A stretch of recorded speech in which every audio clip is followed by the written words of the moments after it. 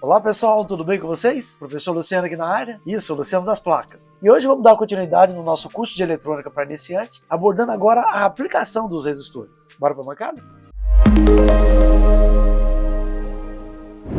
Bom, tá aqui pessoal.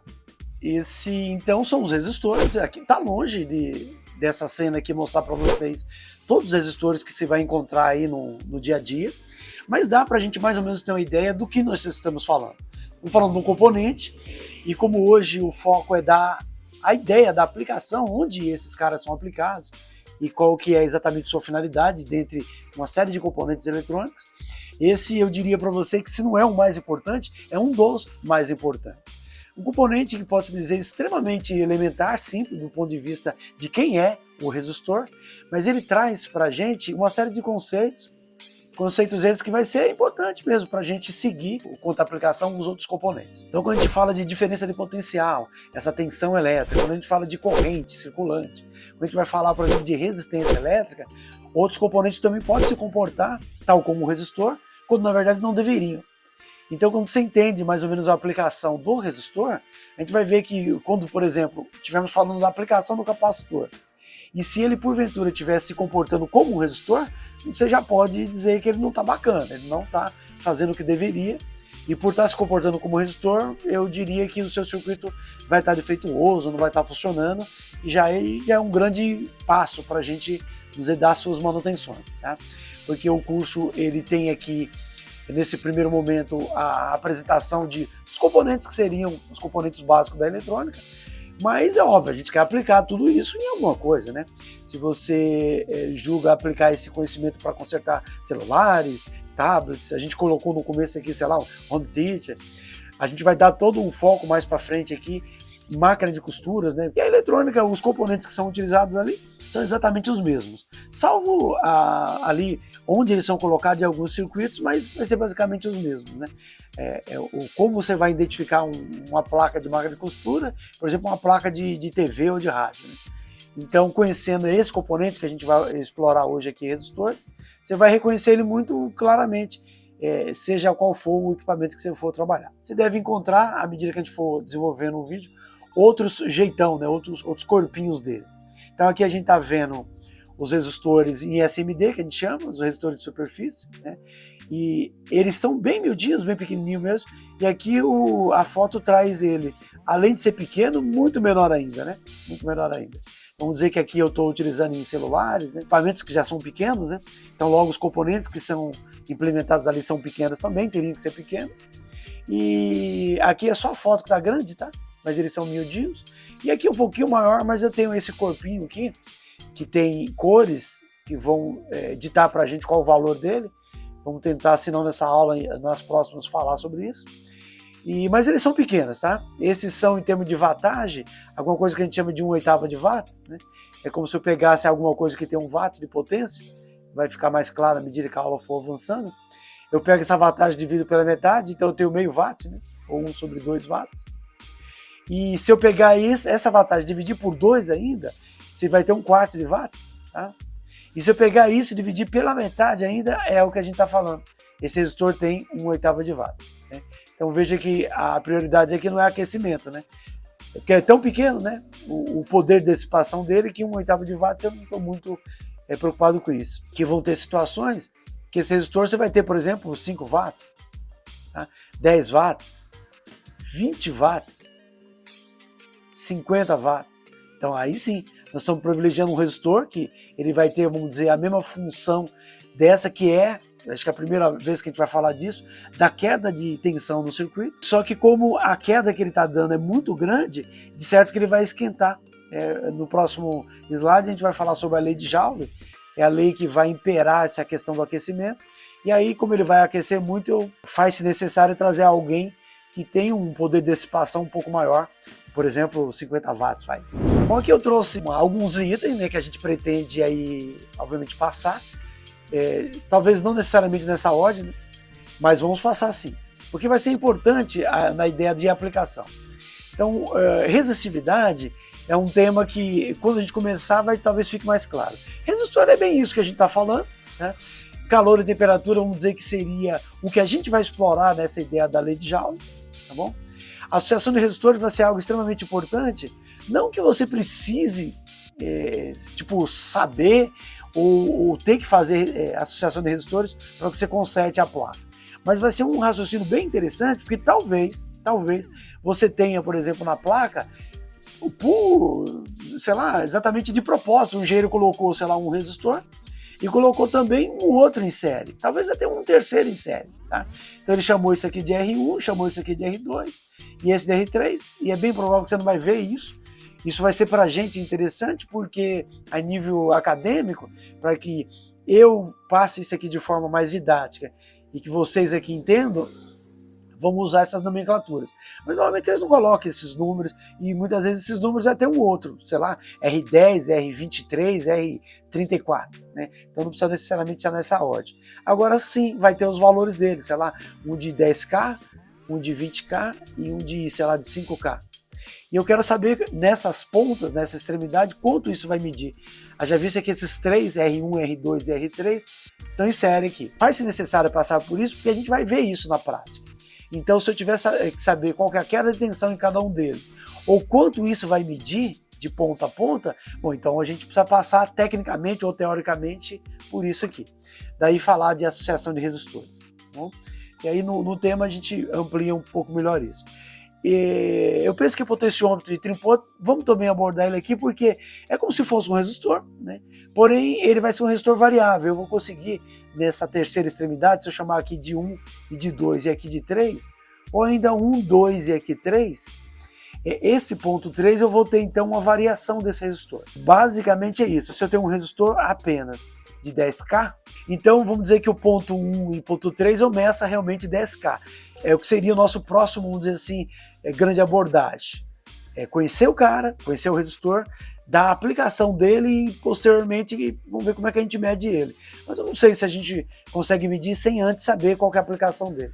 Vamos passar também então por potenciômetro e Trinpot, que são também dois resistores, né? São resistores, esse potenciômetro e Trinpot. Porém, eles vão ajustar. Em vez de você truncar um valor de 10K, se eu medir, seria o nosso próximo tema, né? Como medir esse cara. Eu só tenho 10K. Agora, se eu tenho um terceiro ponto, né, esse número 3 aqui, eu consigo, então, ao colocar o multímetro nessa parte, eu tenho uma variação que varia de 0 ohm, né, até 10K, que seria o valor dele, né? Então, eu acabo dando uma outra aplicação, um outro jeitão desses resistores, né? E a gente vê muito esse tipo de componente naqueles lugares onde você aumentava e diminuía o volume, daqueles equipamentos um pouco mais antigos, né? Hoje é mais meio que digital, você aperta botões, né? Mas tem muita coisa ainda que você ajusta girando um botão para a direita e para a esquerda, não deixa de ser um resistor, porém um resistor variável. E tem outros lugares que a gente chama aí de transdutores, ia ter sensores, eles vão chamar de sensores, mas ele basicamente são resistores, tá? Tanto é que a sigla desse tal de LDR aqui seria resistor dependente de luz, tá bom? Não é o tema agora, mas só para mostrar, a gente vai passar por cada um desses temas e ele vai estar totalmente ligado ao resistor. Por isso que essas aulas elas vão ser algumas, né? Vão ser várias, porque ela vai dar um norte muito bacana, vai dar um caminho para a gente do que seria essa eletrônica. Bem como os conceitos que a gente vai estar utilizando o tempo todo aqui. Mesmo quando a gente vai falando de transistor, semicondutores, ele vai trazer, assim, de alguma forma, muito como um resistor funciona. Um transistor, quando a gente vai falando dele, ele vai mostrar que ele funciona de forma muito semelhante a um resistor. Daí a importância da gente falar bem dele, para que a gente entenda bem ele, para a gente estar fazendo analogias com outros componentes que vamos falar, falando assim, olha, lembra do resistor? Lembra como nós falamos, como é que ele funciona e tal? Pois é, o transistor vai funcionar exatamente assim, semelhante a um resistor. Então, por isso, tamanha importância e relevância que a gente vai dar para ele aqui nessa sequência de aulas. As leis de Ohm, não tem como, a gente vai ter que falar ela no plural, porque são duas que a gente vai abordar. Uma primeira, extremamente importante, que é o que rege realmente todo o nosso mundo da eletrônica, falando que a resistência ela é uma relação entre a tensão elétrica, que a gente chamou de U, ou comuns chamar também como diferença de potencial, são termos e jargões um pouco técnicos, mas é importante que a gente se aproprie desses termos, porque vamos combinar que a gente está entrando numa área, assim, técnica, e é importante que a gente não use aí termos chulos, termos comuns, coloquiais, para que quem olhe, né, e veja a gente falando, uma coisa e fala, nossa, como essa pessoa é erudita, como ele conhece um pouco, né? E não é nada, é falar dos termos realmente que permeiam essa nossa área.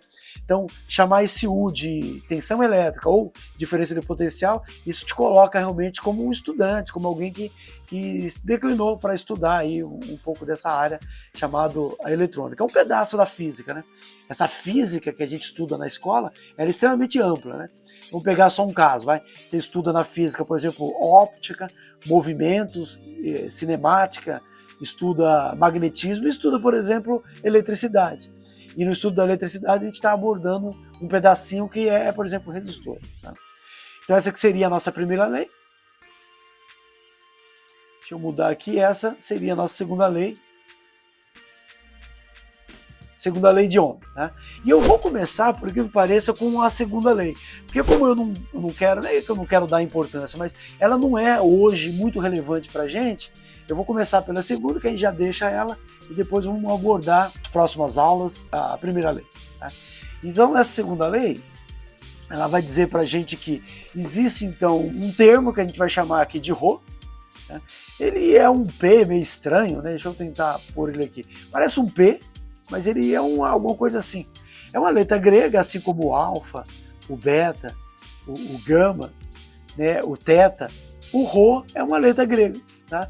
Como o nosso A, o nosso B, o nosso C do alfabeto. Aqui seria, vamos dizer assim, um alfabeto grego. E a matemática, a física utiliza muito desses termos para poder estar representando, por exemplo, ângulos, e aqui no caso, uma das letras de uma equação. Né? E essa equação diz o seguinte, que a resistência, essa tal da resistência elétrica, aliás, a mesma aqui, tá? Essa mesma resistência, tá bom? Só que aqui eu trato ela como sendo uma relação entre esse Rho, e esse Rho vai ser um termo que a gente vai chamar de resistividade. E o que seria essa resistividade? Que não a resistência realmente que uma coisa tem por metro. Então, se eu pegasse um metro de cobre, por exemplo, a resistividade desse material é alguma coisa muito pequena, né? Da ordem de 1,7 vezes 10 a menos 8, né? Quer dizer, é como se eu pegasse esse número 1,7 e fosse alguma coisa assim, colocar 8 zeros aqui, 4, 5, 6, 2, 4, 6, 7 com aquele 8 e esse 17. É esse número, quer dizer, um número muito pequenininho por metro. Tá? Então, assim, vezes metro, melhor dizendo. É algo muito pequeno. É por isso que o cobre é um dos metais, dos condutores mais utilizado aí para se usar como condutor, como algo que conduz a energia elétrica. O menor que isso seria o ouro, né? Mas o ouro, vamos combinar que é algo muito caro, né? Embora a informática utiliza muito de alguns componentes, uma película muito fininha de ouro, porque subtende que é algo que tem uma resistividade muito pequena, então até a questão de calor e tudo, né? Queda de tensões acaba sendo muito menor por conta da resistividade ser muito pequena. É basicamente isso, mas como a gente não quer aqui ser nenhum perito especialista em eletricidade, é só para vocês terem ideia do que seria aquele Rho. Então, esse Rho seria isso. O Rho do cobre é isso, 1,7 vezes 10 a menos 8, o Rho do ferro seria 1 vezes 10 a menos 7, e o do quartzo é algo muito grandão. Então imagina alguma coisa que dá muita resistência, né? Muita resistência. O vidro, por exemplo, pode ver que ele não é um bom condutor, por conta da resistividade dele mesmo, né? Veja que é alguma coisa entre 10 elevado a 10 e 10 elevado a 14. O que isso quer dizer? É esse número 10 acompanhado aí ou 1 acompanhado de 10 zeros. Aqui tem 1, eu vou colocar mais 1, 2, 3, 4, 5, 6, 7, 8, 9, 10. É isso mesmo? 2, 4, 6, 8, 10. Tá? E se eu dividir de 3 em 3, a gente tenta ler essa coisa aqui muito grande. Gerar milhão, bilhão. É isso não? Então 100 bilhões é alguma coisa assim, dessa ordem, dessa grandeza, algo muito grande. Colocando esse vidro como algo com muita resistividade. Então se eu quiser alguma coisa que isole, tá aí, o vidro é um cara bem interessante. Se eu quiser algo que isole mais ainda, eu pego o quartzo. É algo que eu poderia chamá-lo de isolante, tá? Então não é um cara muito indicado para conduzir energia elétrica, de certo, né? É como se fosse algo oposto, né? Um antônimo. Se o cobre é algo que conduz a energia elétrica, vamos dizer que o quartzo é algo que isola a energia elétrica, tá?